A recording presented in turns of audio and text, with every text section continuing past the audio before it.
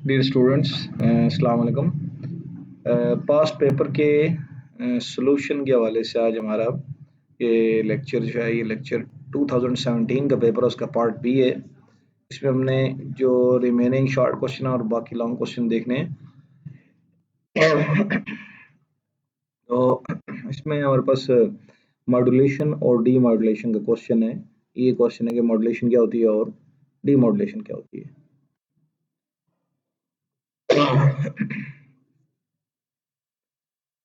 Modulation कहते हैं या आमतौर पर मॉड्यूलेशन और डीमॉड्यूलेशन ये हम पहले पढ़ भी चुके हैं पिछले लेक्चर में।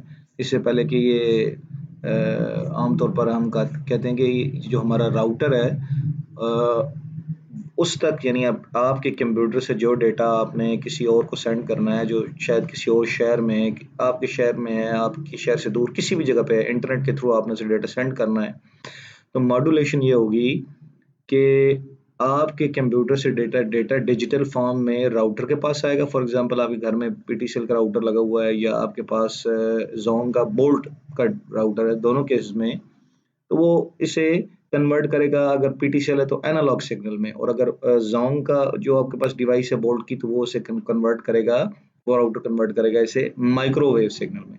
और वो अपने ट्रैवल करते हुए जब अपनी डेस्टिनेशन तक पहुंच जाएगा, तो जो पर्सन जिस तक पहुंचना है उसके पास अगर पीटीसीएल या जोंग मोबाइल नेटवर्क यूज कर रहा है, तो उस केस में वो डिवाइस वापस इसे माइक्रोवेव से डिजिटल में कन्वर्ट करेगी, और पीटीसीएल तो वापस उसे एनालॉग से डिजिटल में कन्वर्ट करेगी।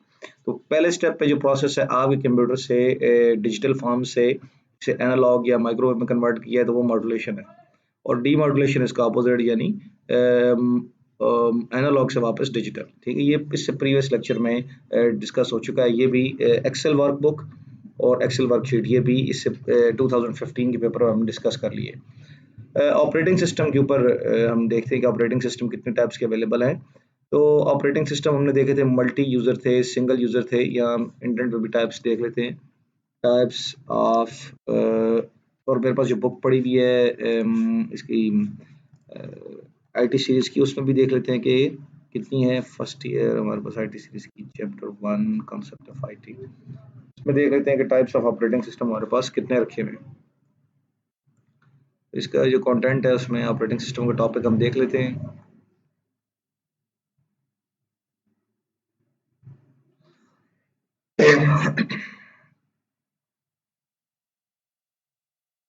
सिस्टम सॉफ्टवेयर में हमारे पास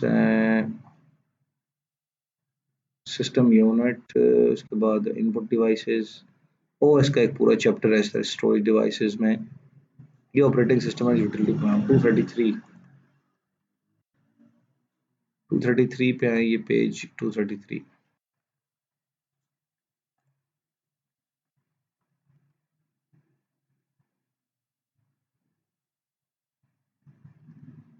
ये हमारे पास आ गया टाइप्स ऑफ ऑपरेटिंग सिस्टम। इसमें ऑपरेटिंग सिस्टम की डेफिनेशन तो आपको पता ही है, वो ऑपरेटिंग सिस्टम का टॉपिक गुजर भी चुका है, और ये टॉपिक हमने क्लास में भी डिस्कस किया हुआ है कि हमारे पास ऑपरेटिंग सिस्टम की टाइप्स कितनी है, कैटेगरीज यहाँ पे दी हुई हैं। Stand alone operating system, server operating system, mobile operating system, ये इसकी कैटेगरीज हैं। देख लेते हैं आगे टाइप्स का क्वेश्चन दिया होगा, टाइप्स का क्वेश्चन इससे थोड़ा सा अलग है। टाइप्स में हमारे पास आती हैं जी ऑपरेटिंग सिस्टम, ये है जी टाइप्स ऑफ ऑपरेटिंग सिस्टम। अब ये based on number of users है। ठीक है, अगर क्वेश्चन में ये लिखा हुआ है ना कि टाइप्स ऑफ ऑपरेटिंग सिस्टम, जैसे यहाँ पे क्वेश्चन दिया हुआ है कि brief note on types of operating system, यहाँ पे ये जो टाइप्स ऑफ ऑपरेटिंग सिस्टम है, दरअसल में बात कर रहा है नंबर ऑफ यूजर्स की बात कर रहा है। ठीक है, इसलिए अगर उसने क्या होता ना कि टाइप्स ऑफ ऑपरेटिंग सिस्टम, तो इसकी जगह आप टाइप्स ना लिखता, कैटेगरीज लिखता, कैटेगरीज, तो वो और क्वेश्चन होता फिर। उसमें हम फिर कैटेगरीज में कहते हैं स्टैंड अलोन है या सर्वर है, वो और यहाँ जो बात हो रही है वो types of operating system number of user के हिसाब से, नंबर ऑफ यूजर के हिसाब से इसका आंसर जो है वो हमारे पास यहाँ पे दिया हुआ है। और ये क्लास में भी डिस्कस हुआ है कि single user, single tasking, single user multitasking, और इसके बाद है जी मल्टी यूजर ऑपरेटिंग सिस्टम। ठीक है, ये तीन टाइप्स हैं बेसिकली। ये हमारे पास है सिंगल यूजर और मल्टी यूजर। तो जो बुक वाला क्वेश्चन है ना आपके पास, सिंगल यूजर मल्टी यूजर वाला, वो वहां से आप इसकी टाइप्स देख लेंगे, वो क्लास में हमने इन डिटेल डिस्कस की हुई है।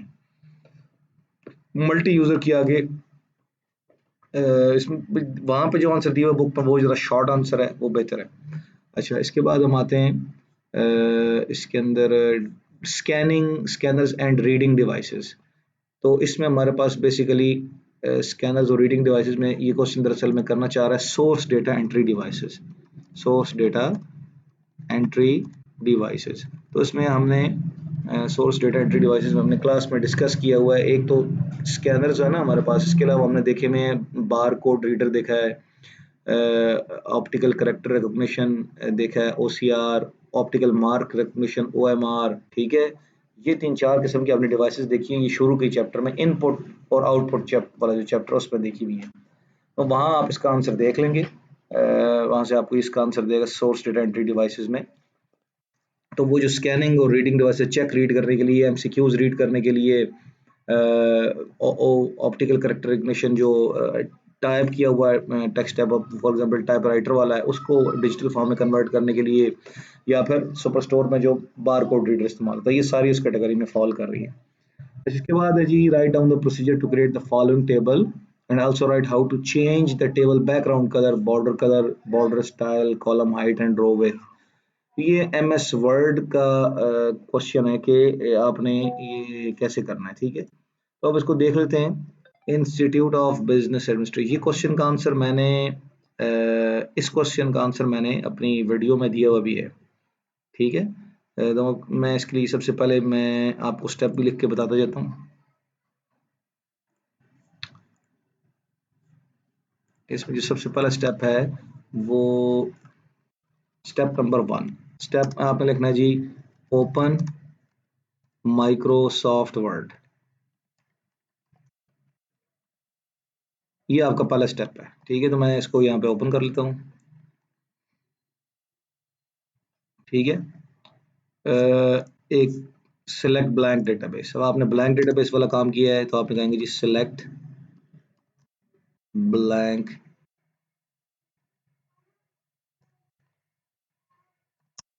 ये मैंने जो ऑप्शन सेलेक्ट किया था यहाँ पे, ब्लैंक डॉक्यूमेंट का ये वाला ऑप्शन, तो आपने लिखना है ब्लैंक डॉक्यूमेंट, एक ही डॉक्यूमेंट है, सिलेक्ट ब्लैंक डॉक्यूमेंट, ठीक है। ये हमने सेकंड स्टेप कर लिया। उसके बाद आपने इसको चाहे तो सेव कर लें, क्योंकि ब्लैंक डॉक्यूमेंट का मतलब अभी हमने डॉक्यूमेंट सेव नहीं किया। आप चाहे तो यहीं सेव कर लें, और ये स्टेप आप आखिर में भी लिख सकते हैं, सबसे लास्ट में जाके, कि save document,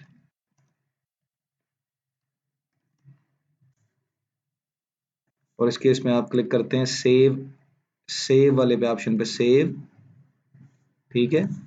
save document bye selecting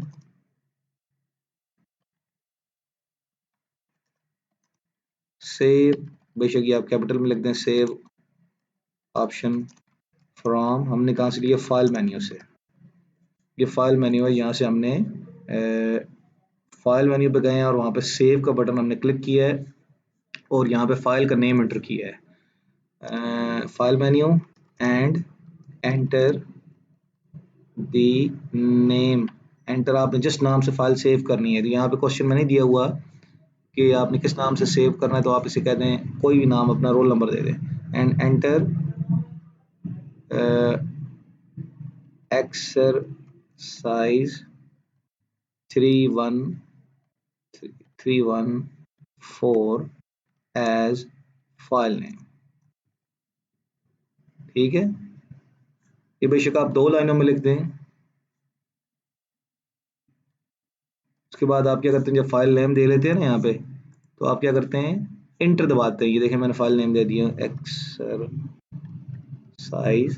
underscore 314, तो ये सेव का बटन खुद ही इनेबल हो गया। आप उसे सेव दबा दें तो ये सेव हो जाएगा, ठीक है। क्लिक सेव, सेव बटन, ये आप बेशक अभी लिखते हैं, थर्ड पे लिखते हैं, या चाहे तो आखिर में लिखते हैं, तो आप आखिर में लिख देना, ये बेहतर है। अच्छा, ये इस टेबल को हमने क्रिएट करना, मैं अपनी आसानी के लिए यहाँ पे ला रहा हूँ। इसकी तरह का टेबल क्रिएट करना है तो ये इजी है, इसके अंदर आप देख लें रोज कितनी और कॉलम कितने हैं, 1 2 3 4 रोज हैं। ठीक है, मैं यहाँ पे साथ साथ लिखना भी है, क्लिक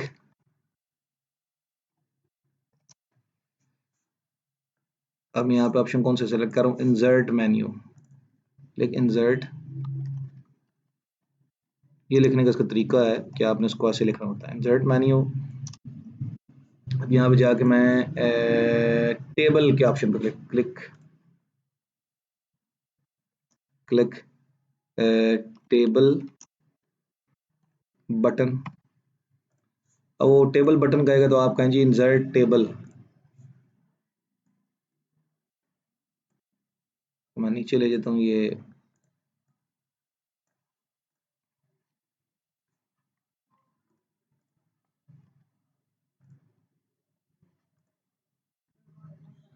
इंसर्ट में जाके आपने टेबल में जाके इंसर्ट टेबल करना है एंड स्पेसिफाई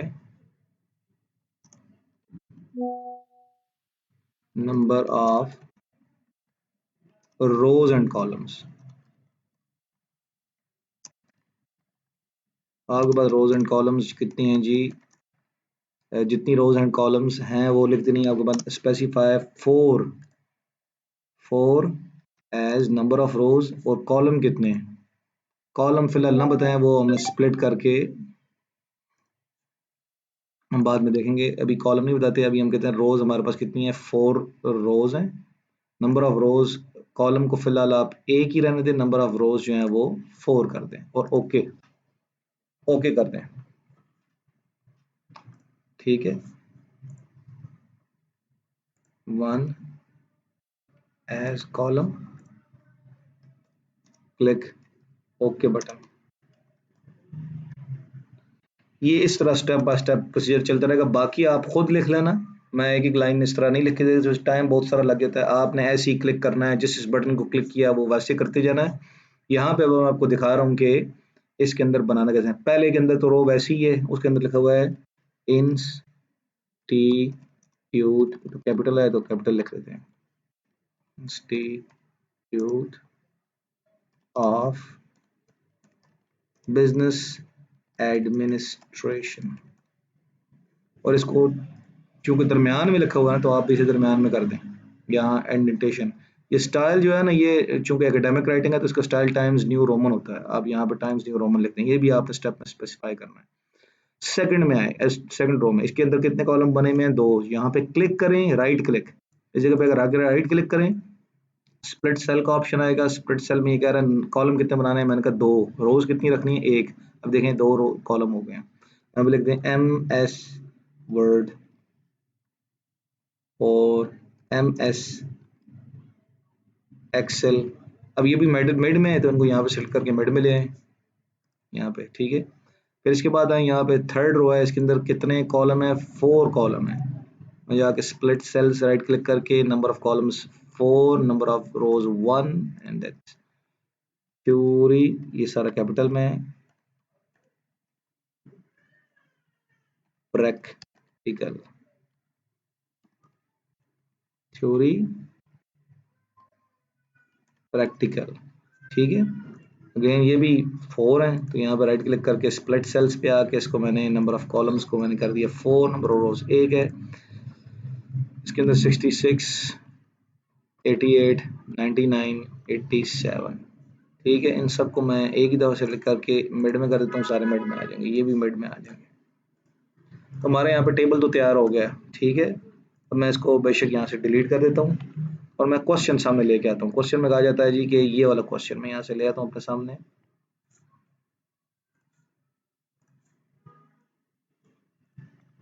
ये कह रहा है जी क्वेश्चन में आप क्या करें, क्वेश्चन में आपने ये प्रोसीजर अब लिख दिया है, जैसे मैंने बताया ऐसे प्रोसीजर सारा लिखते हैं ना, यहाँ पे जितने भी स्टेप्स बन रहे हुए। अब आपने करना है कि इसका चेंज टेबल बैकग्राउंड कलर, यहाँ राइट क्लिक करें इस जगह पे। ठीक है, यहाँ पे ये जो आप टेबल पे लेके जाते हैं ना, ये ऑप्शन खुद ही आ जाता है, ये वाला ऑप्शन, इसके ऊपर राइट क्लिक कर दें, तो यहाँ पे टेबल प्रॉपर्टीज आ रहा होगा, इधर ही आपको ऑप्शन मिलेगा कि आप टेबल का बैकग्राउंड का कलर चेंज करने का। तो यहाँ पे रो है, कॉलम है, सेल है, अल्ट टेक्स्ट है, टेबल, तो टेबल के अंदर बॉर्डर एंड शेडिंग भी है, ऑप्शंस भी जाते हैं। ऑप्शंस में डिफ़ॉल्ट मार्जिन दिए हुए यहाँ पे नहीं है। पोजिशनिंग थोड़ी है। Borders and shading, border and shading में जाते हैं तो पेज बॉर्डर कह लो जी कि आपने बॉर्डर एंड शेडिंग बैकग्राउंड, इसमें बॉर्डर्स, इसमें हमने बताया था राइट क्लिक पे करके टेबल प्रॉपर्टीज में जाएंगे, यहाँ पे जाके बॉर्डर एंड शेडिंग में जाएंगे और बॉर्डर एंड शेडिंग में बॉर्डर्स दिए हुए हैं। बॉर्डर की हमें नहीं है फिलहाल ज़रूरत, हमने शेडिंग में जाना है। शेडिंग में जाके यहाँ पे फिल का ऑप्शन दिया हुआ है, कलर्स का ऑप्शन भी दिया हुआ है, आपको ये कलर सेलेक्ट करें, अप्लाई कर दें, ओके कर दें, ये कलर अप्लाई हो गया। ठीक है, अगर यहाँ पे आपको ऑप्शन आ जाता है ना कि नहीं आपने कलर के साथ साथ कोई पैटर्न भी अप्लाई करना है, तो उधर वापस जाएं, कलर सेलेक्ट करेंगे, कलर सेलेक्ट आपने कर लिया। इस यहाँ पे इस जगह पे आपको ये स्टाइल में जाएं, स्टाइल में थोड़ा सा नीचे आए तो आपको यहाँ पे पैटर्न दिए हुए हैं, देखें इस तरह के बहुत सारे पैटर्न भी दिए हुए हैं। तो अब ये जो मैं पैटर्न अप्लाई करूंगा आप खुद देखेंगे कि ये पैटर्न भी अप्लाई हो, इसी कलर में ये देखें पैटर्न अप्लाई हो गया। तो आप ये भी अप्लाई कर सकते हैं। इससे हमने क्या किया, कलर कर चेंज कर दिया, border colour change, border colour, border colour भी चेंज हो सकता है। राइट क्लिक करें, बॉर्डर पे जाएं, बॉर्डर पे जाएं और बॉर्डर पे जाके कलर यहाँ पे दिया हुआ है, तो कलर में आप जाके चेंज कर दें। कलर आप कहते हैं जी मुझे इसका कलर जो है वो ये इस तरह कर दें, ओके करें, देखें कलर चेंज हो गया, बॉर्डर चेंज हो गया। इस तरह उसने कहा जी कि बॉर्डर स्टाइल चेंज कर दें, बॉर्डर का स्टाइल चेंज करने का तरीका है ये ऐसे, यहाँ पे जाएं, बॉर्डर बॉर्डर पे जाएं, बॉर्डर का स्टाइल स्टाइल देखें यहाँ पे बहुत सारे दिए हैं, ये बहुत सारे हैं, ये वाला अप्लाई कर दें। ठीक है, चेंज हो गया, स्टाइल भी चेंज हो गया। ठीक है, column height and row width ये भी चेंज करें, ये भी यहीं से जाके चेंज होगा। राइट क्लिक करके प्रॉपर्टीज में जाके बॉर्डर एंड शेडिंग जाके, बल्कि यहाँ पे आप जाएंगे, हम कॉलम में जाएंगे। कॉलम में हमारे पास जो वैल्यूज है वो फिक्स हैं, आप इसे चेंज करना चाहते हैं तो इसके लिए हम चेंज कर देते हैं। इस पे जाके चेक किया हमने, विथ जो दी हुई है वो 6.4 है, हम इसे बढ़ा सकते हैं। मैंने इसे बढ़ा दिया तो अब जो कॉलम की विथ है वो बढ़ जाएगी। ठीक है, यहाँ पे देखें बढ़ गई है, विथ बढ़ गई है। ये ऐसे सही तरह पता नहीं चलती, अगर मैं स्टाइल वो पुराना वाला कर दूं ना, टेबल बॉर्डर में जाके स्टाइल वो वापस ले आऊं तो फिर सही पता चलेगी। ठीक है, अब मगर ये मैं अप्लाई करता हूँ ना विथ वाला कॉलम, इसकी विथ, तो ये आपको पता चलेगी ये बढ़ रही है। ठीक है, ये बढ़ जाती है इस तरह। और यहाँ पे ये ऑप्शन यहाँ पे भी आता है कि टेबल डिज़ाइन में चले जाएं, टेबल डिज़ाइन में भी सारे ऑप्शन आ रहे हैं। ठीक है, वहाँ पे यहाँ पे भी आपको ये स्टाइल शेडिंग बहुत सारी पता चल रही है, इधर से भी पता चल जाता है। टेबल डिज़ाइन में जाए तो यहाँ पे भी आ जाता है। इसमें हमने वो कह रहे जी लेआउट में चला गया हूँ और वहाँ जाके मैंने टेबल पे क्लिक किया। पहले टेबल पे क्लिक करने के बाद ये लेआउट खुद ही आ जाती है, लेआउट में जाऊंगा और यहाँ पे मैं जाके इसकी जो हाइट और विड्थ है वो भी चेक कर लूंगा। देखिए बढ़ गई कि नहीं, ये इसकी सेल जो कॉलम रो उसकी हाइट बढ़ गई है, और ये इस तरह भी हो सकता है। मैं दोबारा इस तरह करता हूँ,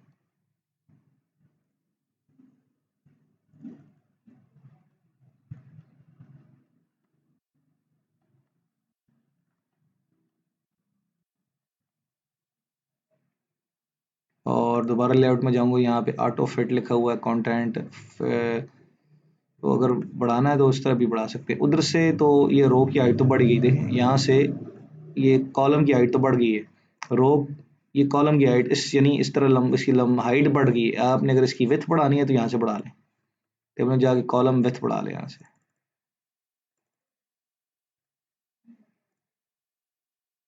ठीक है, इस जगह से बढ़ा सकते हैं और ऐसे ही बढ़ा सकते हैं। देखें ये विथ इस तरह बढ़ा सकते हैं, खुद यूँ भी कर सकते हैं। आप इसकी विथ बढ़ाना चाहते हैं, ऐसे करना चाहते हैं, इस तरह भी बढ़ सकती है। ठीक है, इसको सेलेक्ट करते ही यूँ भी कर लें, इसके ऊपर लेके जाए ना लाइन के ऊपर माउस को, ये खुद ही चेंज हो जाएगा। इस तरह भी बढ़ा सकते हैं। ठीक है, और इस तरह भी बढ़ा सकते हैं और यहाँ से भी बढ़ा सकते हैं। ये सारे ऑप्शन हैं इसके लिए। ठीक है, हमारा 2017 का पेपर कवर हो गया।